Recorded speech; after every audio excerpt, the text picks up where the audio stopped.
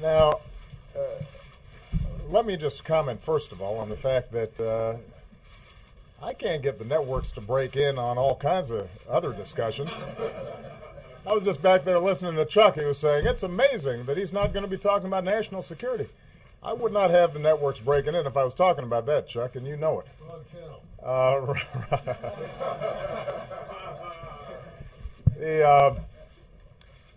As many of you have been briefed, we provided additional information today about the site of my birth. Now, this issue has been going on for two and a half years now. I think it started during the campaign. And I have to say that over the last 2.5 years, I have watched with bemusement. I've been puzzled at the degree to which this thing just kept on going. We've had every official in Hawaii, Democrat and Republican, every news outlet that has investigated this, confirm that, yes, in fact, I was born in Hawaii, August 4th, 1961, in Kapiolani Hospital. We've posted the certification that is given by the state of Hawaii on the internet for everybody to see. People have provided affidavits that they, in fact, have seen this birth certificate, and yet this thing just keeps on going. Now, normally, I would not comment on something like this because obviously there's a lot of stuff swirling in the press at any given day, and I've got other things to do. But 2 weeks ago, when the Republican House had put forward a budget that will have huge consequences potentially to the country, and when I gave a speech about my budget and how I felt that we needed to invest in education and infrastructure and making sure that we had a strong safety net for our seniors, even as we were closing the deficit, during that entire week, the dominant news story wasn't about these huge monumental choices that we're going to have to make as a nation. It was about my birth certificate. And that was true on most of the news outlets that were represented here.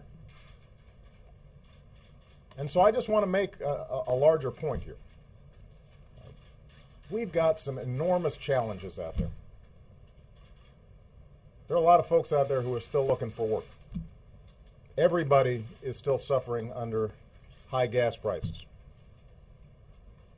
We're going to have to make a series of very difficult decisions about how we invest in our future, but also get a hold of our deficit and our debt. How do we do that in a balanced way? And this is going to generate huge and serious debates, important debates. And there are going to be some fierce disagreements, and that's good. That's how democracy is supposed to work. And I'm confident that the American people and America's political leaders can come together in a bipartisan way and solve these problems. We always have. But we're not going to be able to do it if we are distracted. We're not going to be able to do it if we spend time vilifying each other. We're not going to be able to do it if we just make stuff up and pretend that facts are not facts. We're not going to be able to solve our problems if we get distracted by sideshows and carnival barkers. We live in a serious time right now, and we have the potential to deal with the issues that we confront in a way that will make our kids and our grandkids and our great-grandkids proud. And I have every confidence that America in the 21st century is going to be able to come out on top just like we always have. But we're going to have to get serious to do it.